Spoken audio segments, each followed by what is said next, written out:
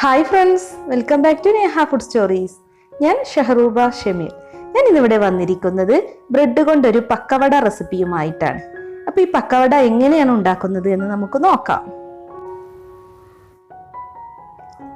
ഇതിനു വേണ്ടി ഞാനിവിടെ എടുത്തിരിക്കുന്നത് 12 ബ്രെഡാണ്. അപ്പോൾ ഈ ബ്രെഡിൻ്റെ അരികുവശമൊന്നും കളയണ്ട, അല്ലാതെ തന്നെ നമുക്കിത് ചെറിയ പീസായി കട്ട് ചെയ്ത് ജാറിലേക്ക് ഇട്ട് കൊടുക്കുക. എന്നിട്ട് നന്നായി ഒന്ന് പൊടിച്ചെടുക്കാം.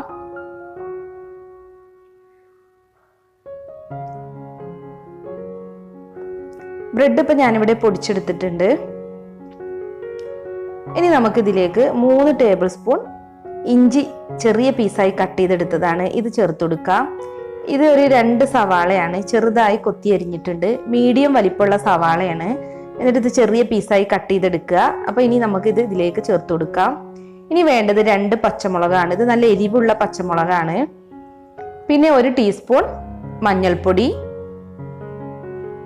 2 ടീസ്പൂൺ മുളക്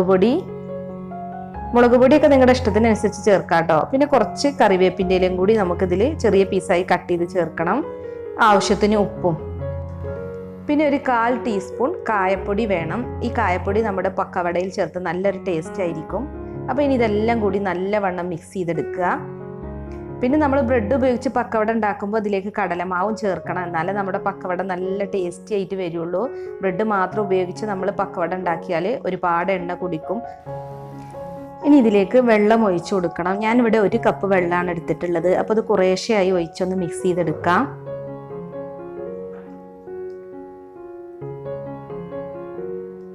നല്ലവണ്ണം മിക്സ് ചെയ്തെടുക്കുക. ഇനി ബാക്കിയുള്ള വെള്ളം കൂടി ഒഴിച്ച് ഒന്നും കൂടെ മിക്സ് ചെയ്തെടുക്കാം. അപ്പോൾ ഏകദേശം ഈ ഒരു ബ്രെഡ് പൊടിച്ചതിന് നമുക്ക് 1 കപ്പ് വെള്ളം മതിയാകും. ഇനിയിപ്പോൾ നമുക്കിതിലേക്ക് കടലമാവ് ഇട്ട് കൊടുക്കണം. ഞാനിവിടെ 1 കപ്പ് കടലമാവാണ് എടുത്തിട്ടുള്ളത്. അപ്പോൾ ഈ കടലമാവ് ഇതിലേക്ക് ചേർത്ത് കൊടുത്ത് നന്നായി ഒന്ന് മിക്സ് ചെയ്തെടുക്കുക. ഇനിയിപ്പോൾ വെള്ളമൊന്നും ചേർക്കേണ്ട ആവശ്യമില്ല. ഈ കടലമാവ് നനയാനുള്ള വെള്ളം കൂടി നമ്മൾ നേരത്തെ തന്നെ ചേർത്തിട്ടുണ്ട്. ബ്രെഡ് പക്കവട ഉണ്ടാക്കുമ്പോൾ ഒരുപാട് വെള്ളം ഒഴിച്ച് മിക്സ് ചെയ്യേണ്ട ആവശ്യമില്ല. കാരണം നമ്മൾ ഇത് കൈകൊണ്ട് തന്നെയാണ് എടുത്ത് എണ്ണയിലേക്ക് ഇട്ട് ഫ്രൈ ചെയ്യുന്നത്. സാധാരണ പക്കവട പോലെയല്ല.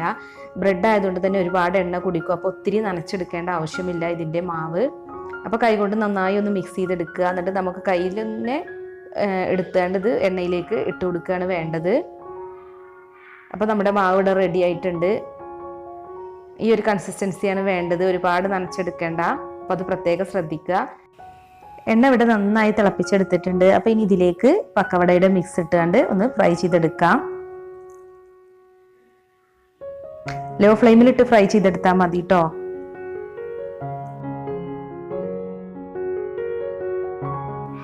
അപ്പോൾ ഒരു വശം ഗോൾഡൻ ബ്രൗൺ നിറമാകുമ്പോൾ നമുക്ക് മറിച്ചിട്ട് കൊടുക്കാം. അപ്പോൾ വളരെ ഈസിയാണ് നമുക്ക് ഈ ബ്രെഡ് പക്കോട ഉണ്ടാക്കാനായിട്ട്. ഇത് നല്ല ക്രഞ്ചി ആയിട്ടായിരിക്കും ഇരിക്കുക. നമ്മൾ കടലമാവൊക്കെ ചേർത്തത് കാരണം നല്ല ടേസ്റ്റാണ്. എല്ലാവരും ട്രൈ ചെയ്ത് നോക്കണം. നമുക്ക് വൈകുന്നേരം ചായക്കൊക്കെ കഴിക്കാൻ പറ്റിയ നല്ലൊരു സ്നാക്കാണിത്. അപ്പോൾ നമ്മുടെ പക്കവടയൊക്കെ ഇപ്പോൾ ഇവിടെ നന്നായി ഫ്രൈ ആയി വന്നിട്ടുണ്ട്. നല്ല ഗോൾഡൻ ബ്രൗൺ നിറമായിട്ടുണ്ട്. ഇപ്പം നമുക്കിത് എണ്ണയിൽ നിന്ന് മാറ്റാം. നല്ല കറുമുറായിരിക്കണ പക്കവടയാണ് കേട്ടോ അത്.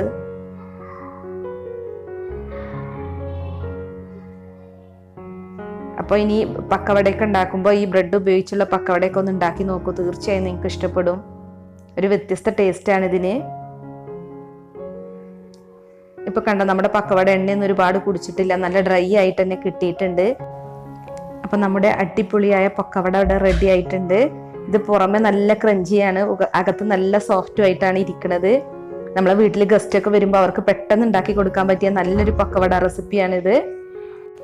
ഈ വീഡിയോ ഇഷ്ടമായെങ്കിൽ ലൈക്കും ഷെയറും ചെയ്യണേ. അതോടൊപ്പം എൻ്റെ ചാനൽ സബ്സ്ക്രൈബ് ചെയ്യാത്തവരുണ്ടെങ്കിൽ ഒന്ന് സബ്സ്ക്രൈബ് ചെയ്യണേ. അപ്പോൾ ഇനിയും ഇതുപോലുള്ള നല്ല വെറൈറ്റി റെസിപ്പീസുമായി നമുക്ക് വീണ്ടും കാണാം. താങ്ക്